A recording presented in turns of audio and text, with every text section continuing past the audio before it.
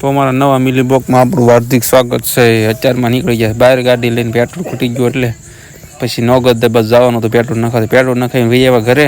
અને ઘરે આવીને જોયું ત્યાં નોઝર નીકળી ગઈ હતી. નોઝર હરકી કરી અને પછી ખાવા બેસી ગયા. ખાઈ નાખ્યું શાક, રોટલા, દૂધની ગોળ ને રોટલી ને ગુવારનું શાક ને કેરી, પાણી પાતા વેફર અને છાશ બધું એને પછી ખાઈને સુઈને પછી નીકળ્યા બહાર. તો અહીંયા રોહનભાઈ ગોળ ખાતા હતા. મેં તો કેમ હજી ખાવાનું ચાલુ જ લાગે આનું, તો રોહનભાઈ ચાલુ હતું. પછી કારખાના વયા, કારખાના તો હરેંગ ઘૂંટવા લીધી.